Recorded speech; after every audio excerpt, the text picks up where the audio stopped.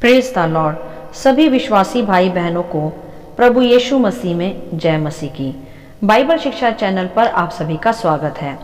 हमारे इस चैनल को देखने के लिए आप चैनल को सब्सक्राइब करें और बेल आइकन के ऑल बटन को ज़रूर दबाएं, तभी आपको हमारी आने वाली हर वीडियो का नोटिफिकेशन मिलता रहेगा। आज मैं आपके लिए बाइबल की पुस्तक से हन्ना की प्रार्थना के विषय एक महत्वपूर्ण संदेश लेकर आई हूँ, जो आपको 1 शमूएल अध्याय 2 वचन 1 से 11 में देखने को मिल जाएगा। तो चलिए भाइयों बहनों, हम वीडियो स्टार्ट करते हैं। बाइबल दर्शाती है यहाँ कि यह उस समय की बात है जब हन्ना ने परमेश्वर पिता से अपनी बंद कोख के विषय रो रो कर प्रार्थनाएं की, और परमेश्वर ने फिर उसकी प्रार्थना सुनी तथा उसे एक पुत्र उत्पन्न हुआ, जिसका नाम फिर उसने शमूएल रखा।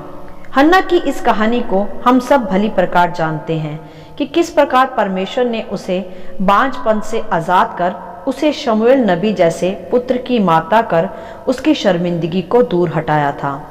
आज हम यहाँ उसके बाद की गई धन्यवाद की प्रार्थना का वर्णन देखते हैं, जो हन्ना ने माता बनने के बाद की थी। मेरे प्रियो, ये प्रार्थना हमें दर्शाती है कि किस प्रकार परमेश्वर से प्रार्थनाओं का उत्तर आने के बाद भी हमें निरंतर प्रार्थनाओं में धन्यवादी बने रहना चाहिए, जैसे हन्ना रही और इस प्रकार प्रार्थना करती रही कि मेरा मन यहोवा के कारण मगन है और मेरा सींग यहोवा के कारण ऊंचा हुआ है, और मेरा मुंह मेरे शत्रुओं के विरुद्ध खुल गया, क्योंकि मैं तेरे किए हुए उद्धार से आनंदित हूँ। हालेलुया। यहाँ हम देख सकते हैं मेरे प्रियो कि किस प्रकार हन्ना ने पुत्र की आशीष प्राप्त की, और उसके पश्चात वह किस प्रकार परमेश्वर की गवाही देते हुए प्रार्थनाएं करती है तथा आनंद से उसका धन्यवाद भी देती है, और कहती है कि यहोवा के तुल्य कोई पवित्र नहीं, क्योंकि तुझको छोड़ और कोई है ही नहीं, और हमारे परमेश्वर के समान कोई चट्टान नहीं। जी हाँ भाइयों बहनों, यह सत्य है कि यहोवा को छोड़ कोई पवित्र परमेश्वर है ही नहीं।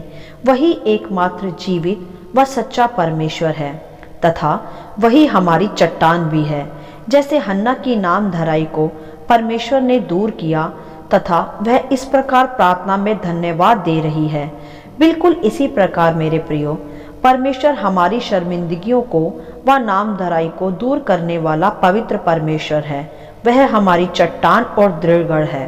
और हन्ना आगे इस प्रकार भी कहती है कि फूल कर अहंकार की बातें मत करो और अंधेर की बातें तुम्हारे मुंह से ना निकले, क्योंकि यहोवा ज्ञानी ईश्वर और कामों का तोलने वाला है।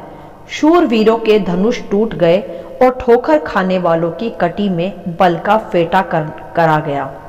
यहाँ हन्ना कहती है कि हमें किसी भी प्रकार से घमंड नहीं करना चाहिए, क्योंकि कोई भी घमंड मनुष्य का बना नहीं रहता, वरन परमेश्वर के द्वारा समाप्त किया जाता है। परमेश्वर पिता पल भर में मनुष्य के घमंड को मिटाना जानता है तथा दीनों को और निर्बलों को उठाना भी जानता है। इसी प्रकार फिर हन्ना आगे कहती है कि जो भूखे थे वे फिर ऐसे ना रहे, वरन जो बाँझ थी उसके साथ हुए, और अनेक बालों की माता घुलती जाती है। हालेलुया। क्योंकि मेरे प्रियो परमेश्वर ने हन्ना को 7 संतानों से आशीष किया तथा उसको चिढ़ाने वाली उसकी सोत पनिन्ना आप ही चिढ़ती व घुलती गई। तो मेरे प्रियो कभी भी किसी का तिरस्कार नहीं करना चाहिए और हमें घमंड भी नहीं करना चाहिए, क्योंकि परमेश्वर घमंडियों का विरोध करता है तथा दीनों को उठाता है। जैसा आगे लिखा भी है कि यहोवा मारता है और जिलाता भी है, वही अधोलोक में उतारता और उससे निकालता भी है। यहोवा निर्धन करता और धनी भी बनाता है, वही नीचा करता और ऊंचा भी करता है। वही कंगाल को धूलि में से उठाता और दरिद्र को घूरे में से निकाल खड़ा करता है, ताकि उनको अधिपतियों के संग बिठाए और महिमा युक्त सिंहासन के अधिकारी बनाए। क्योंकि पृथ्वी के खंबे यहोवा के हैं और उसने उन पर जगत को धरा है। हालेलुया। क्या अद्भुत प्रार्थना है यह मेरे प्रियो, जो सत्य है कि परमेश्वर ही मारता और जिलाता है, वही निर्धन तथा धनी भी बनाता है, वही कंगाल को दरिद्र को ऊंचा कर अधिपतियों के साथ बैठाता है। ऐसा ही हन्ना ने इसलिए कहा क्योंकि ऐसा ही उसके जीवन में घटा भी था। वह मरी हुई कोख में थी, बांझपन में थी, परंतु परमेश्वर ने उसकी कोख को खोला, उसकी शुद्धि ली तथा उसे शमूएल नबी जैसे पुत्र को भी दिया, जो इज़राइल में एक उत्तम नबी बना, अर्थात ऊंचा किया गया। और वह कहती है कि वह अपने भक्तों के पांव को संभाले रहेगा, परंतु दुष्ट अंधियारे में चुपचाप पड़े रहेंगे।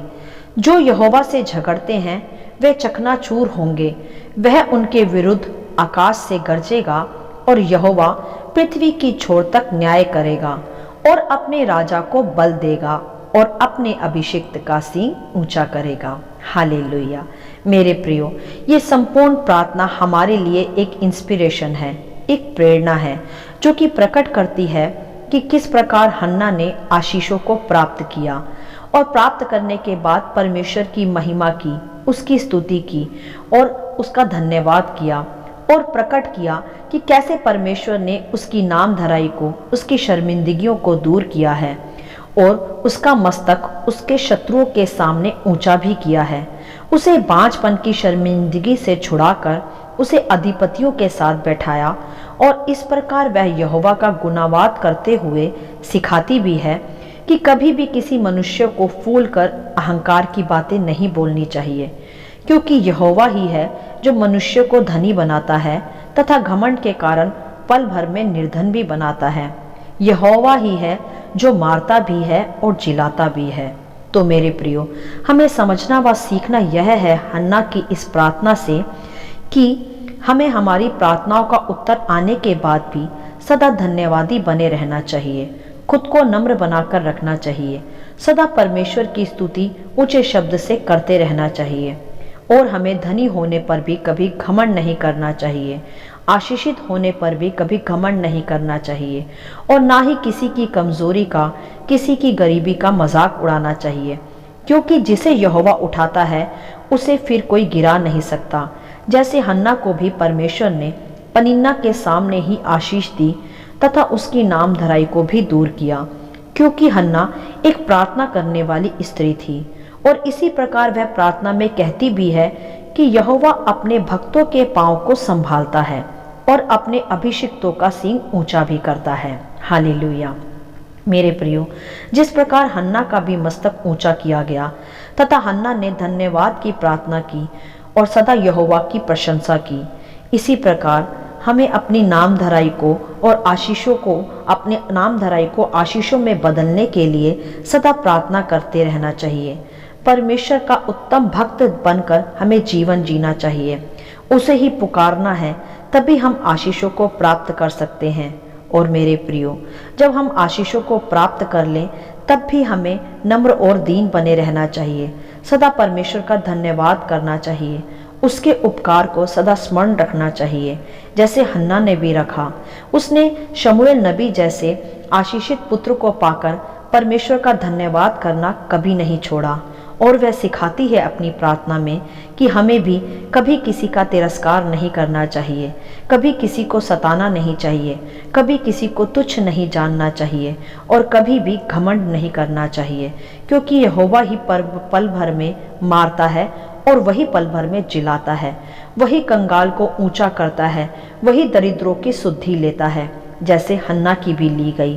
तो उसकी प्रार्थना मेरे प्रियो हमारे लिए एक प्रेरणा है और हमें इसी प्रकार यहोवा की उपस्थिति में बैठकर सदा प्रार्थनाओं को करना चाहिए और कभी भी अहंकार से फूलना नहीं चाहिए। अपनी नामधराई को, अपनी शर्मिंदगियों को दूर करने के लिए हमें कभी भी किसी मनुष्य पर आशा नहीं रखनी चाहिए, सदा यहोवा को पुकारते रहना चाहिए और उसका उत्तम भक्त बनकर जीवन जीना चाहिए। वही अपने अभिषिक्तों का सींग ऊंचा करने वाला परमेश्वर है। हालेलुया। आशा करती हूँ इस संपूर्ण प्रार्थना के संक्षिप्त विवरण आपको समझ में आया होगा। परमेश्वर आपको अपनी पवित्र आत्मा की भरपूरी से सदा भरता रहे। यदि आप चाहते हैं कि दूसरे भी इसे सुनकर आशीष पाएं, तो आप दूसरों के साथ भी इसे शेयर कर सकते हैं, क्योंकि हमारे प्रभु यीशु मसीह की यही इच्छा है। आमीन and God bless you all.